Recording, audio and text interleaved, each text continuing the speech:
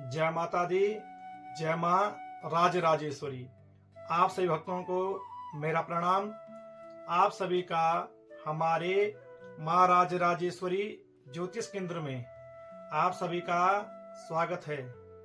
जिन भक्तों का, जिन जातकों का आज के दिन जन्म दिवस है, नए कार्य की शुरुआत है, उनको भी हमारी तरफ से बहुत बहुत शुभकामनाएं।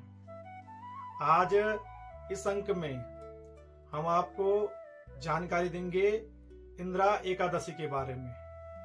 सभी साधकों को पता है जो आजकल यह समय चल रहा है, यह पितृपक्ष का समय है, श्राद्ध पक्ष का समय है। और इस श्राद्ध पक्ष में जो आने वाली इंदिरा एकादशी है, इस इंदिरा एकादशी का अपने आप में विशेष महत्व है। और जो यह श्राद्ध पक्ष भी चल रहा है, यह भी एक वर्ष में एक बार आते हैं। और जो यह 16 दिन है, इस 16 दिन आप अपने पितरों का पितृ तर्पण, पितरों के लिए दान पुण्य अवश्य करें। और इस 16 दिन के अंतराल में जो यह इंदिरा एकादशी है, इस इंदिरा एकादशी में आप भगवान श्री नारायण की पूजा अर्चना कैसे करें। क्योंकि कई साधकों ने हमारे पास कई बार प्रश्न कर लिया है कि जो यह इंदिरा एकादशी है, इस इंदिरा एकादशी का हम व्रत रख सकते हैं या नहीं। श्राद्ध पक्ष में हम भगवान श्री नारायण की पूजा अर्चना कर सकते हैं या नहीं, और इसके विधान क्या हैं। आप हमारा यह अंक ध्यानपूर्वक सुनना, आपको सारी जानकारी प्राप्त हो जाएगी। तो सबसे पहले आज का पंचांग देख लेते हैं। आज का पंचांग है संवत 2082, 16 सितंबर 2025, भाद्रपद मास, 10वीं तिथि, आद्रा नक्षत्र और मंगलवार। प्रिय साधकों, आप सभी को पता है जो आजकल यह समय चल रहा है, इस समय में सभी के पितृ देवता अपने परिजनों के यहाँ आते हैं और देखते हैं उनके परिजन उनके निमित्त पितृ तर्पण, दान पुण्य कर रहे हैं या नहीं। और कई बार ऐसा होता है, कई साधकों को, कई लोगों को अपने पितरों की पितृतिथि याद होती है, फिर भी वह उस दिन न तो पितृ तर्पण करते हैं, न उनकी मोक्ष की प्राप्ति के लिए दान पुण्य करते हैं। आप ये मान लीजिए वह जानबूझकर उस तिथि को भूल जाते हैं, तो पितृ देवता वहां बड़े असंतुष्ट हो जाते हैं।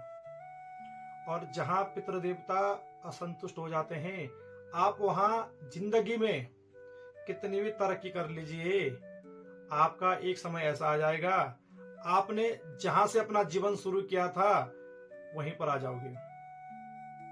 पितृ देवता की जो शक्ति होती है अपने आप में बड़ी निराली होती है। आपको रंग से राजा भी बना देंगे और राजा से रंक भी बना देंगे। और आपने कई बार देखा होगा, जिनकी जन्म पत्रिका में पितृदोष निकल कर आता है, वह भी इस श्राद्ध पक्ष में अपने पितरों के लिए पितृ तर्पण जरूर करें, दान पुण्य करें, और अपने घर में ब्राह्मणों का भोजन जरूर करवाएं। देखिए, आप उस घर में वृद्धि होगी, उस घर में सुख शांति बनेगी, उस घर में लक्ष्मी का वास होगा, उस घर में सुख समृद्धि आएगी। जहां पितृ देवता प्रसन्न होते हैं, जहां पितृ देवता खुश होते हैं। और पितृ देवता के साथ साथ जो यह इंदिरा एकादशी है, इस इंदिरा एकादशी का भी अपने आप एक विशेष महत्व है। वैसे आपको मैंने अपने प्रत्येक अंक में जानकारी दी है। एक वर्ष में 24 एकादशी तिथि आती है, यानी एक वर्ष में 12 महीने होते हैं। और 12 महीनों में जो एक महीना होता है उसमें 2 पक्ष होते हैं, एक कृष्ण पक्ष और दूसरा शुक्ल पक्ष।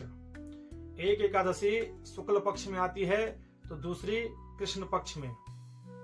तो मान लीजिए आप 12 महीनों में 24 एकादशी, और जो यह भाद्रपद के महीने एकादशी आ रही है, और जो यह एकादशी होती है, इस एकादशी को हम इंदिरा एकादशी कहते हैं। इस एकादशी में हमें भगवान श्री नारायण का आशीर्वाद प्राप्त करने का एक अच्छा अवसर प्राप्त होता है। साथ में धन की देवी माँ लक्ष्मी का आशीर्वाद प्राप्त करने का हमें एक अच्छा अवसर प्राप्त होता है। अब आप ध्यान पूर्वक सुनना। कई साधकों का हमारे पास प्रश्न आया था, जो यह एकादशी है और श्राद्ध पक्ष चल रहे हैं, इसमें हम भगवान श्री नारायण की पूजा कर सकते हैं, अपना व्रत कर सकते हैं। आप ध्यान पूर्वक सुनना। आप इस श्राद्ध पक्ष में अपनी जो आपकी नित्य एकादशी का व्रत है उसे कर सकते हैं, भगवान श्री नारायण की पूजा अर्चना कर सकते हैं। और कहीं भी नहीं लिखा गया है आप श्राद्ध पक्ष में देव कार्य छोड़ दीजिए। जो आपका नित्य कर्म है आप उसे करते रहिए। देखिए, एक तो एकादशी हो गई, भगवान श्री नारायण ही हैं जो बैकुंठ धाम की प्राप्ति करवाते हैं। उन साधकों के लिए अच्छा हो गया, एक तो एकादशी का व्रत है और दूसरा एकादशी का श्राद्ध हो गया। एकादशी का व्रत करके आप भगवान श्री नारायण की आपके घर में प्रतिमा होगी या फिर शालिग्राम होगा, आप भगवान श्री नारायण की अच्छे से पूजा करिए, अच्छे से वंदना करिए। और देखिए, अपने तरीके से दूध, दही, घी, शक्कर, शहद, इन 5 द्रव्यों से भगवान श्री नारायण का स्नान करवाइए। पुरुष सूक्त का पाठ आता है आपको, पुरुष सूक्त का पाठ करिए। साथ में आपने क्या करना, अपने तरीके से जैसा हो सके आप उस तरीके से भगवान श्री नारायण का श्रृंगार कर लीजिए। और श्रृंगार करने के बाद आप उसमें जब भोग लगाते हैं तो तुलसी दल अवश्य डालें। मैं प्रत्येक अंक में आपको बताता हूँ, तुलसी का भोग भगवान श्री नारायण को जरूर लगाना चाहिए। उसके बाद आप भगवान श्री नारायण के विष्णु सहस्त्र नाम स्तोत्र का पाठ कर सकते हैं, सत्यनारायण स्तोत्र का पाठ कर सकते हैं, भगवान श्री नारायण के 108 नामों का उच्चारण कर सकते हैं। और मैं बार बार दोहराता हूँ, ओम नमो भगवते वासुदेवाय नमः। जब कुछ ना आता हो आपको तो इस मंत्र का जाप करिए। आपने देखा होगा जो समाज में कुरीतियां हैं वह जल्दी फैल जाती है, और जो अच्छाई है उसको बढ़ाने में समय लगता है। आजकल का समाज हमारा ऐसे हो रखा है। देखिए, किसने कहा आपसे इस श्राद्ध पक्ष में पूजन नहीं होता है, अपना नित्य कर्म नहीं कर सकते हैं? या तो बातें तुरंत फैल गई, और जब हम आपको बता रहे हैं श्राद्ध पक्ष में आप पूजन कर सकते हैं, अपना नित्य कर्म कर सकते हैं, इसमें आपको थोड़ा सा संशय हो जाता है। यही है, समाज में अच्छाई को बढ़ाने के लिए बहुत समय लगता है और समाज में बुराइयां तुरंत फैल जाती हैं। खैर, इन बातों का इसमें कोई अर्थ नहीं है। आपने जो यह इंदिरा एकादशी है, इस इंदिरा एकादशी में भगवान श्री नारायण का स्मरण करते रहना है।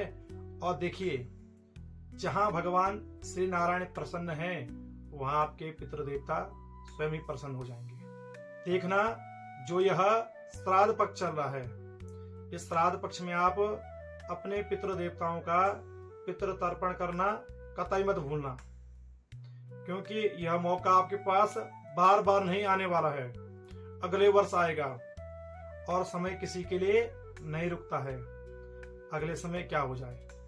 इसलिए जिन साधकों ने किसी कारणवश अपने पितृदेवताओं का पितृ तर्पण नहीं दिया है, वह जो सर्व श्राद्ध है उसमें अपने पितृ देवताओं का पितृ तर्पण जरूर दें।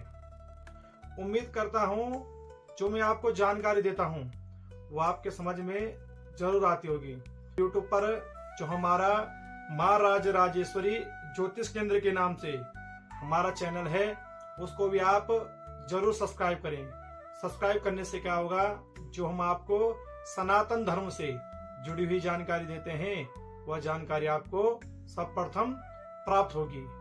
तो चलते हैं, भगवान श्री नारायण का स्मरण करते हैं, उनका आशीर्वाद प्राप्त करते हैं। ओम कस्तूरी तिलकम ललाट पटले वक्षस्थले कौस्तुभम नासाग्रे वरमौक्तिकं करतले वेणुकरे कंकणम सर्वांगे हरिचंदनं सुललितं कंठे च मुक्तावली गोपास्त्रे परवेष्टितो विजयते गोपाल चूड़ामणि गोपाल चूड़ामणि। इन्हीं सभी के साथ हमारी तरफ से आपके जीवन के लिए मंगल शुभकामनाएं। और आप इंदिरा एकादशी का व्रत करिए, अपने पितरों के लिए पितृ तर्पण करिए।